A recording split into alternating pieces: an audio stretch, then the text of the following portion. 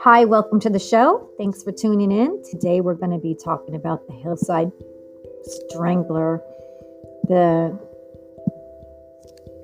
Anthony Buono Jr. and Kenneth Bianchi. Oh, these two were sadistic and brutal killers terrorizing women. So there were police investigators would find that there was two men behind the horrific crimes. The killing of duo was two cousins, Angelo Anthony Buono Jr. and his cousin Kenneth Bianchi. Started in 1977, a killing spree that started in Washington State and went all the way down to Los Angeles. And this pair raped and tortured 10 girls and young women. It was just horrendous. And the reason why they caught them is, Kenneth Bianchi turned on his cousin Anthony Buono, and he didn't want to avoid the death penalty. He confessed to the killings and sexual assaults. So, alrighty. So let's see what happens. So Kenneth Bianchi was born May 22nd, 1951, all the way up in New York, Rochester. And his mother was apparently a 17-year-old prostitute and alcoholic. And then he was adopted by Nicholas and Frances Bianchi. So that's where he got his name. And he was their only child. But Kenneth, as a young boy, had problems in his life, had quick temper. He drew violent tantrums. He was a compulsive liar. He was a poor student, so his adopted father, Nicholas, died of a heart attack, and so his mom, Frances, had to work to support Kenneth. And then Bianchi, after he graduated from high school, he married his high school girlfriend, but the marriage only lasted 8 months because of his philandering. They say that he loved having power and control over people, and he wanted to be a police officer. And so he enrolled in Monroe Community College, and he did take courses in police science and psychology. But once again, he just wasn't a good student, and he had to drop out. And so he wasn't able to be, a police officer. He tried to get a position as Monroe County, New York Sheriff's Department. Maybe they should have let him be a cop, then he would have been able to catch the killers, or maybe he would kill as a police officer. So yeah, he finally found work as a private security guard, but he would end up losing his job because he stole from employees. So this guy is he's just not very good at work and his people skills. So he eventually moved to Los Angeles with his adoptive cousin, that's Angelo Anthony Buono Jr. And that was January 1976, and his cousin was 42. So this is California back then, where they're saying, peace and love, sex and drugs. People were just, more loosey-goosey and just really, exploring that type of, sex and joy and happiness, or pushing it to limits. So Bianchi started working at a California land title company, and he got an apartment in Glendale. He still wanted to be a police officer, but both the Los Angeles and Glendale police departments turned him down. Did this fuel him to just have no job, no luck, and had to turn elsewhere? So Bianchi did date co-worker Kelly Boyd at the title company, and they were living together. She became pregnant, and Kelly Boyd declined the offer, but she did continue to live with him. And but he liked to stay out all night long. He was nocturnal. And that's when, between October 17, 1977 and February 17, 1978, when he and his cousin would go out at night and just find these young women and just strangle and rape these women, just terrorizing Los Angeles County.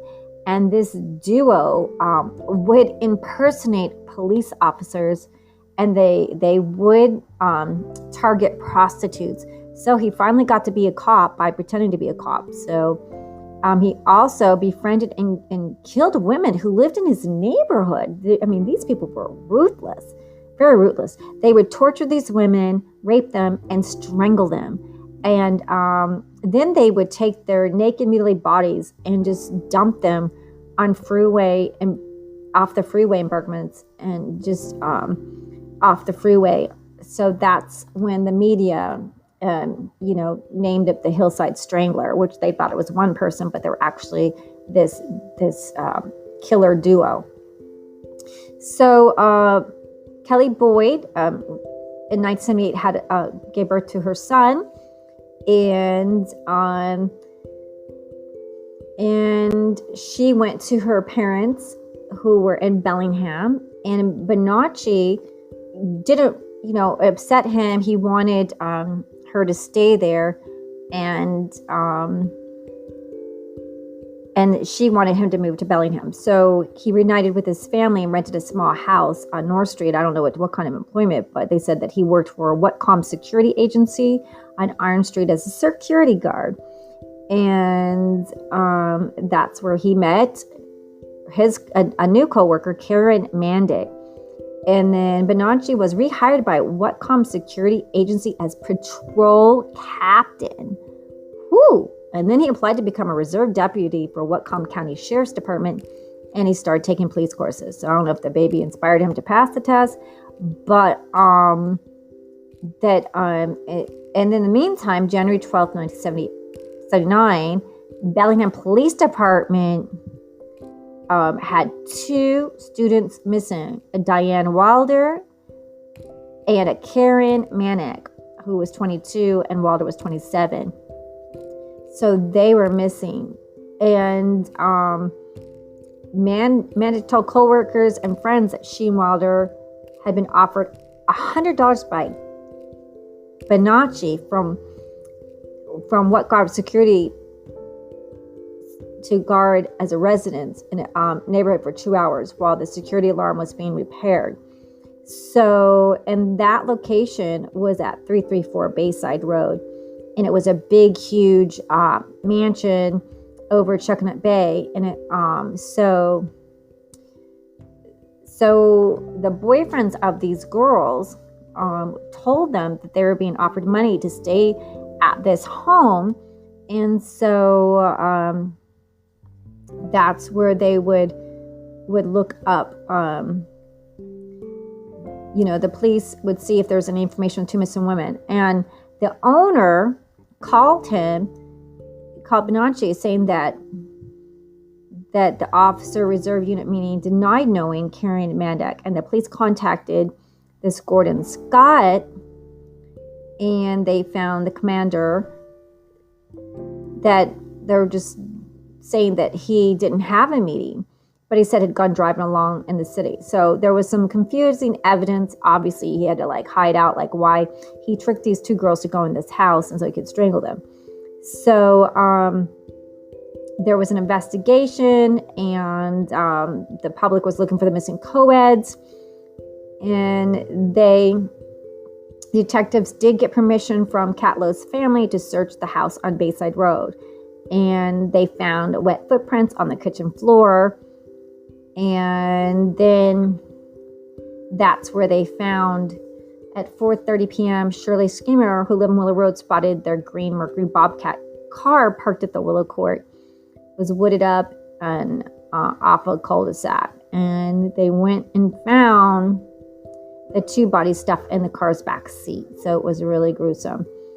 They were removed from the car, and then they would be investigated. And the Whatcom security dispatcher contacted Bianchi and told him to report to the security guards, and he was taken into custody for questions. And they had a tip that they discovered Wilder's coat stuffed behind some pipes 20 feet from Wilder had parked his company pickup truck. So his alibis weren't adding up, and there was an eyewitness. So in January 13, Detective Nolte saw that Bianci's California's driver's license and checked his background. And also, he was referred to Detective Sergeant Frank Salerno, who was on the Hillside Stranglers task force and investigating the murders of the 13 women.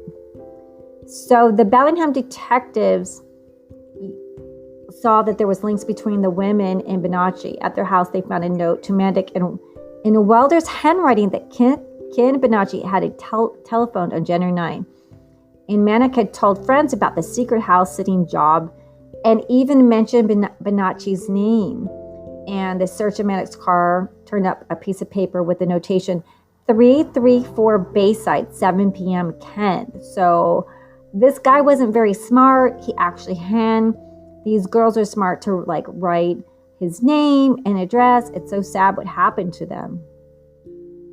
So Detective Salerno and his partner Dudley Varney arrived at Bellingham to determine, what else was going on. They had warrants to search Bianci's house in January 14, and they took his clothing and property. And they found a cache of they just found so many things. They found stolen jewelry, a large tortoise ring, a gold ram's horn necklace. And these items were from the jewelry worn by the victims, the Hillside Strangler victims. I mean, they kept these trinkets. A very large turquoise ring, a gold ram's horn necklace. I mean, so Bianchi was charged with possession of stolen property, and that's how they got him to get the physical evidence from the crime scenes, from the bodies in the car, and the carpet fibers had, matched up and found on the clothing that he wore that night, and it matched the samples taken from the carpets at the Catlow's residence. So there was pubic hairs on Wilder's body that matched Bianchi's, and traces of her menstrual blood was even present in his underwear. Okay, please wash your underwear. Please buy new underwear. Messy, messy, messy. Awful, awful. So Friday, 26, 1979, Bianchi was charged with 2 counts of first-degree murder. Thank God that they caught him at last. And so because he pleaded not guilty to 2 charges of first-degree murder, he was going to be released on bail, and he would also be handcuffed during all future court appearances. And under the state law, the prosecution was given 30 days to decide, if they were going to seek the death penalty. So, Friday, March 30th, 1979, Bianchi changed his plea from not guilty to not guilty by reason of insanity. And they were trying to say that Bianchi claimed to have amnesia about the murders of Mandic and Wilder. And he said 3 psychiatrists examined the defendant and concluded he suffered from severe multiple personality disorder. And so psychiatrists re-examined Bianchi, and detectives continued their case.